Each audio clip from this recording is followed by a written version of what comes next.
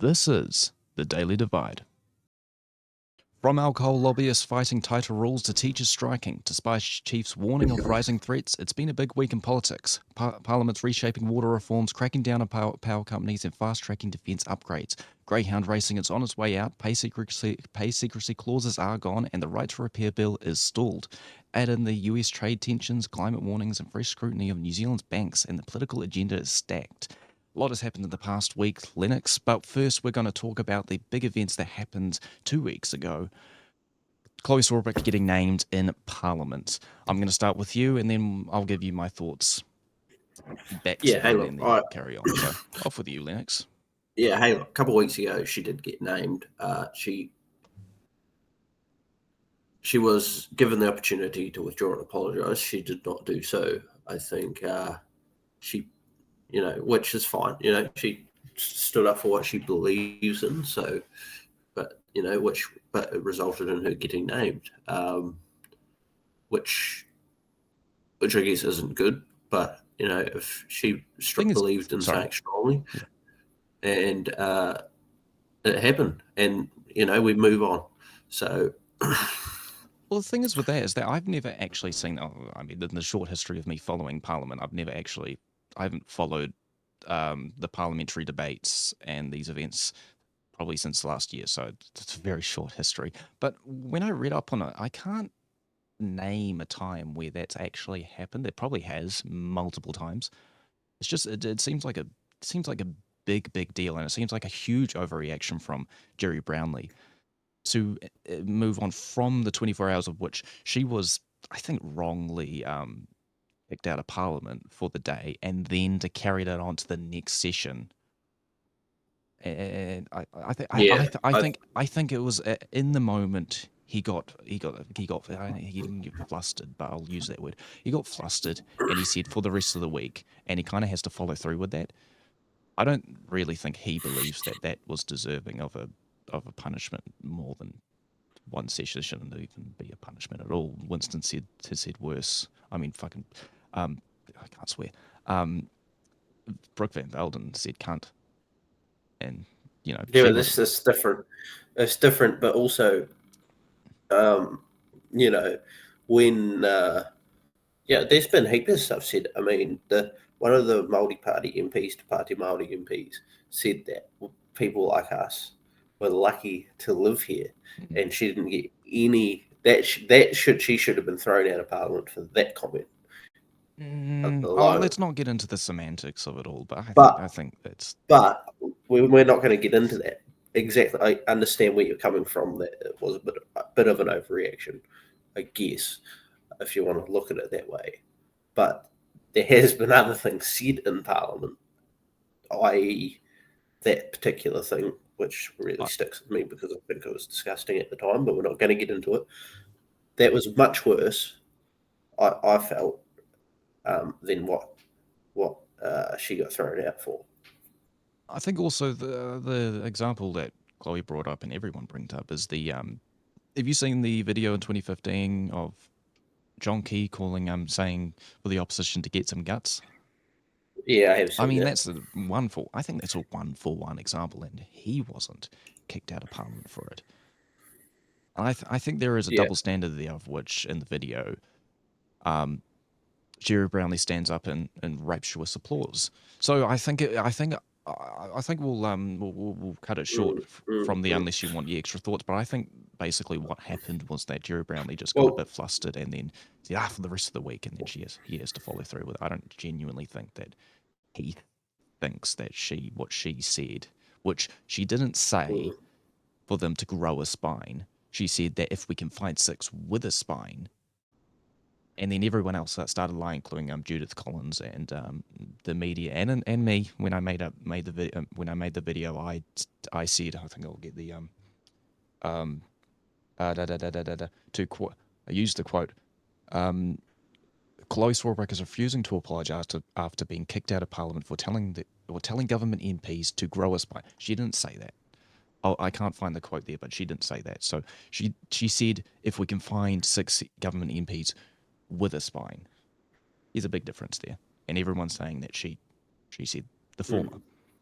That's wanted to clear that up. That has annoyed Yeah. the crap out of me. Yeah.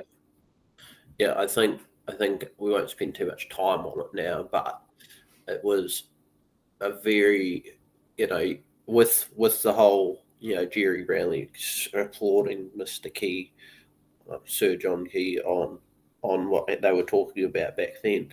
I think you have to put it into context. I mean, he wasn't the speaker at the time.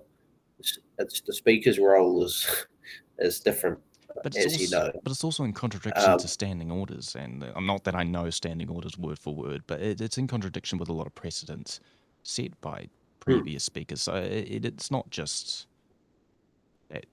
Yeah, carry on. But yes, I think I think it was just a misguided thing. I think it's a very very hard thing to judge. I mean, he did the best that he thought at the time, I believe. Whether it was too harsh or not harsh enough, whatever. But he did what he thought was best at the time, and I don't think it deserves any more discussion. I think we move on from that. I think in an extension to that, I was going to move to the nurses' strike, but we're 5 minutes in, so I think I'll talk about it. That was in relation to the genocide being committed in Gaza and the illegal occupation of, by extension, the illegal occupation of the West Bank, or portions, or most of the West Bank. The New Zealand cabinet, or not New Zealand cabinet, sorry, cabinet in New Zealand, government, is supposed to make a decision of whether or not to, and I know you don't follow this, I know for a fact, so it's kind of my commentary rather than an interaction, because I know you don't, unless you do. You can say if you do, but I don't think you do. New Zealand is going to make a decision on recognising Palestine as a state by the UN General Assembly in God knows when, in September next month. That is the whole reason, and right now we are lagging as a country. We are lagging behind. We're lagging behind by Australia, who's currently got their fingers in all sorts of US dealings with like a $368 billion submarine deal with those folks, and they still can ring around a recognition of a Palestinian state and not get burned. I think it's I'm not going to speak any much on it, but I think there's a point where you've got to make your mark and make your decision as a country. And right now we're really falling behind on that. But other than that, I think we'll move on to some stuff that we both have that we're both following, which was the teachers strike yesterday. Not yesterday, sorry, on Wednesday last week. I'm thinking, last week, and also the nurses are striking, along with and then the PBTA doing rolling strikes next month, I believe. Yes, next month. So there's been a lot of chatter around with Jude Collins lying, and I mean multiple ministers, including Simeon Brown, lying about nurses' salaries, but Jude Collins lying about the teachers' salaries. I haven't really listened much to your thoughts. We haven't actually spoken on this, so I actually want to know what you think about the 1% pay cut. Well, no, sorry, the 2% pay cut to teachers' wages. The 1% bump, but there's a 2.7 inflation is 2.7%. Yeah. I think it's absolutely. I don't think it's good enough. Do you think? Sorry. Do you? I'll give you a question instead of just like leading you. Do you think that there is justification in not only? I think we'll also carry in the striking nurses, but primarily the PPTA, the teachers. Do you think they are justified?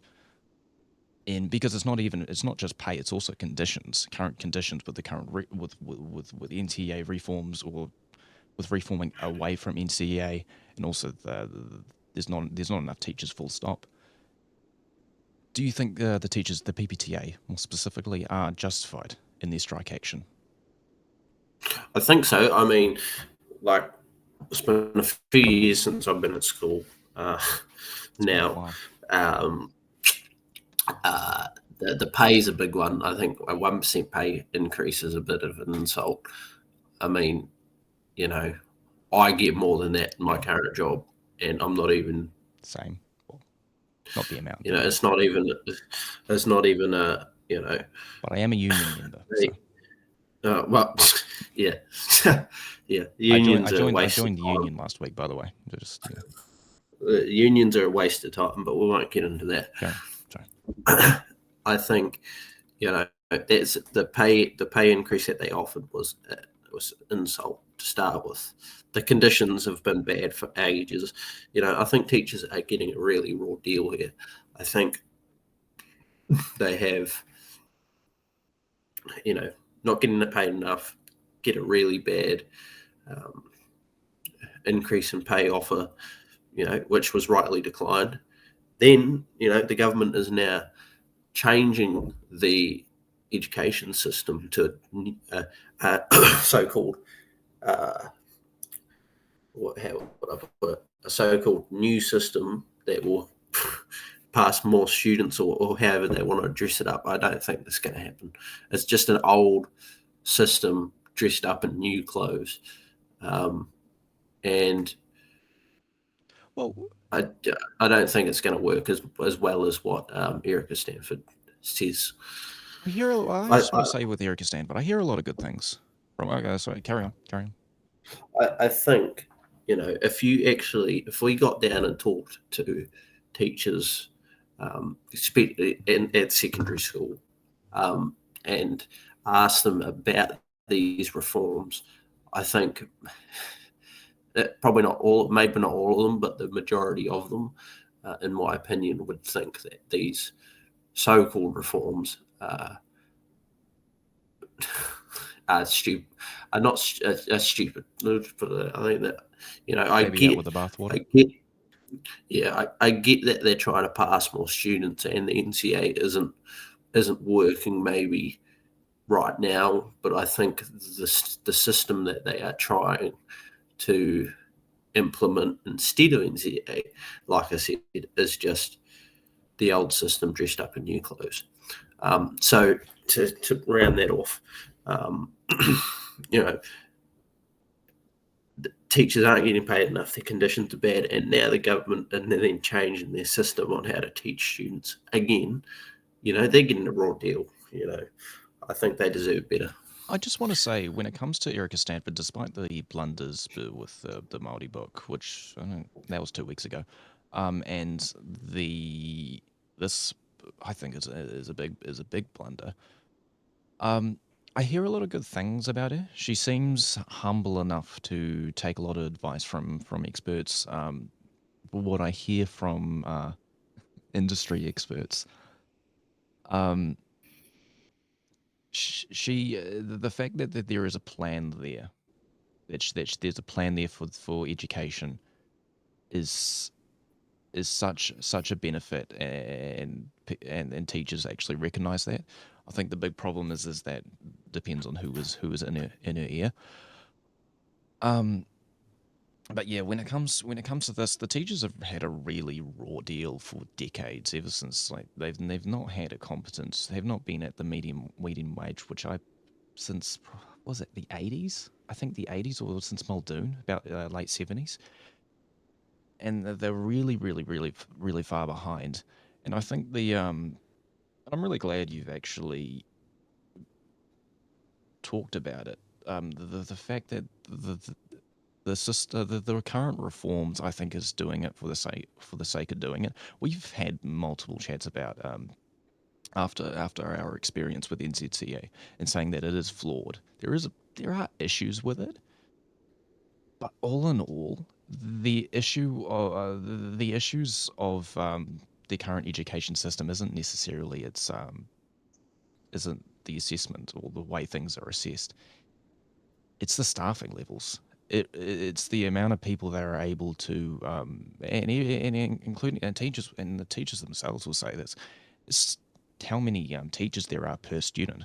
I mean, not that I'm like, I was raised poor, but I went to bloody St. Pat's for God's sakes. But I was in classes that would still have like about probably we teach like 30 to 20, 27 to 30, which is still a lot.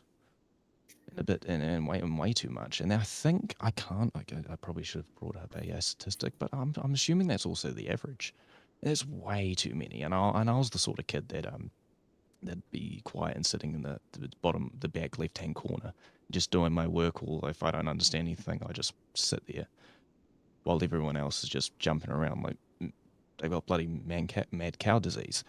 So it isn't the system. It's the amount of teachers and the fact that the national, specifically the government, and successive governments, including Labour, let's be real, they've not recognised it.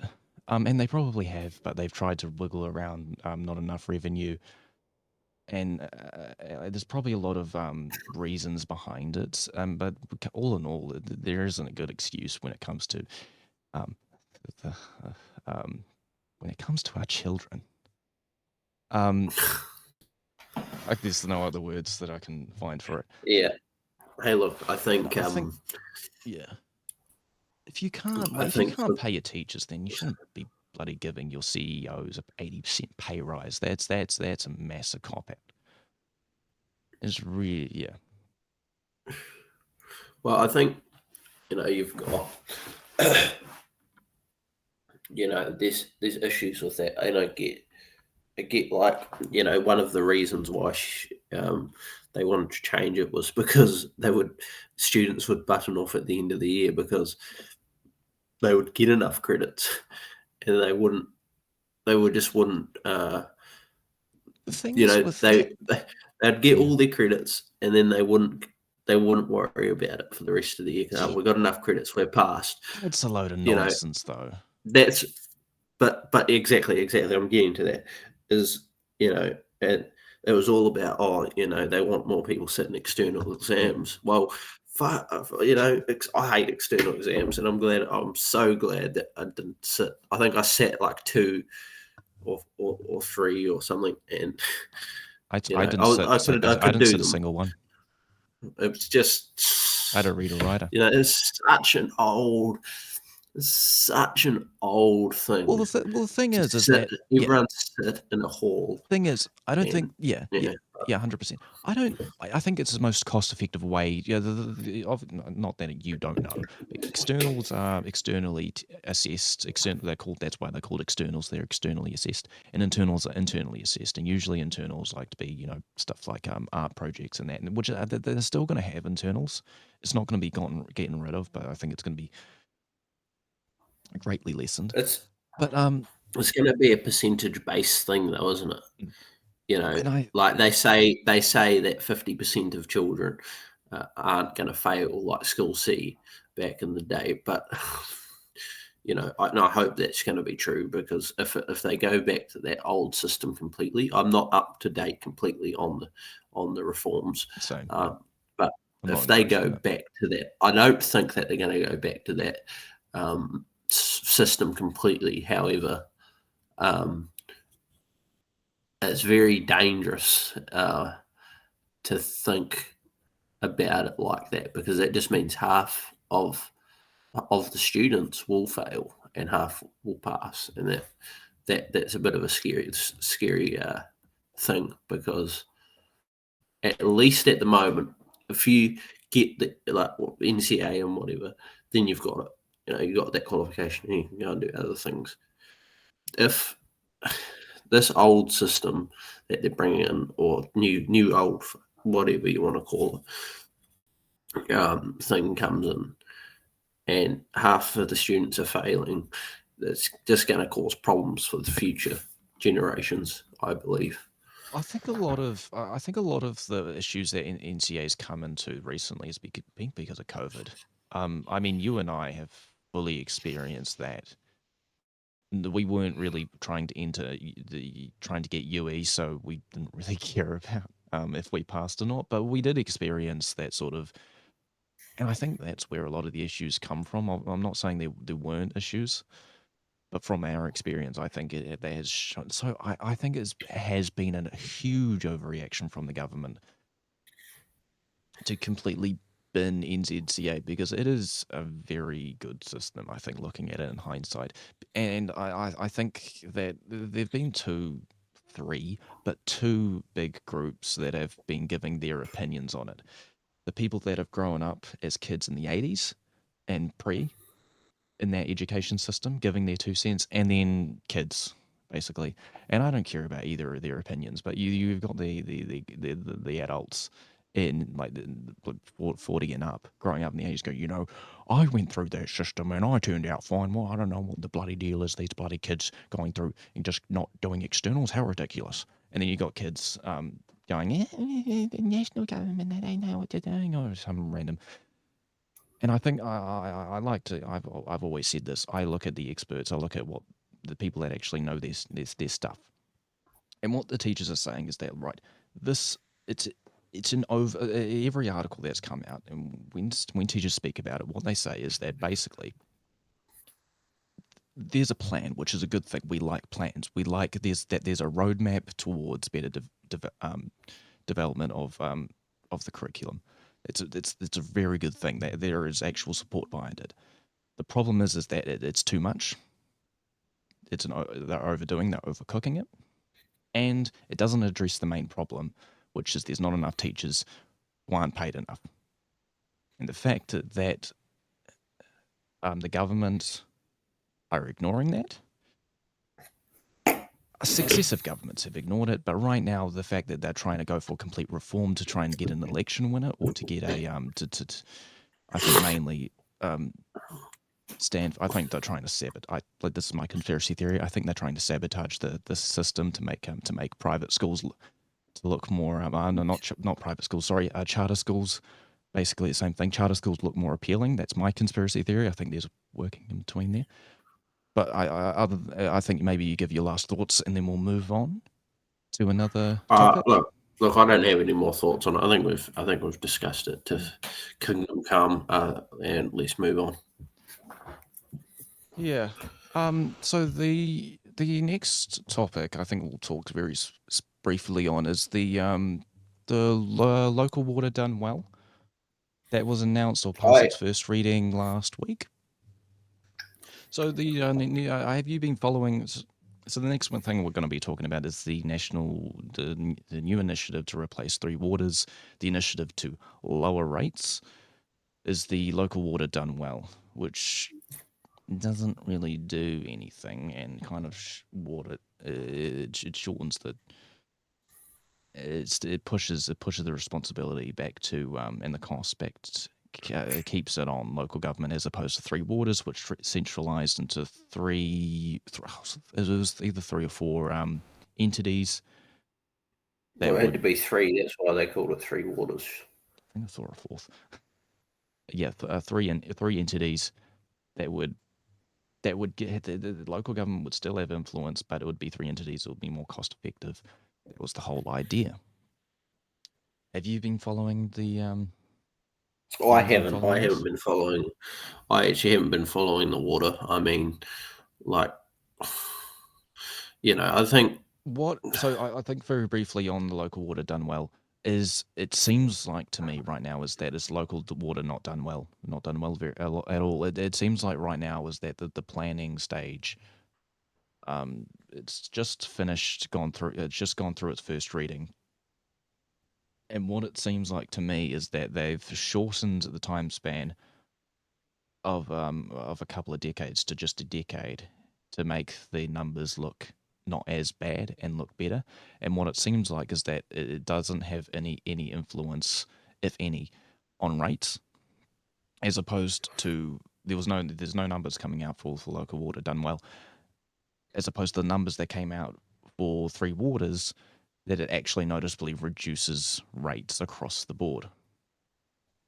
So what it seems like to me was that it was just a half-assed measure to appeal to racists, basically, because we all know why local 3 waters collapsed,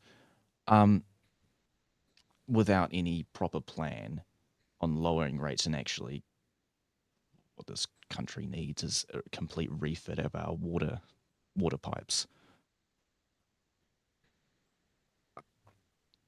I want to know what you think. Because I know your opinion on Three Waters. I know the whole.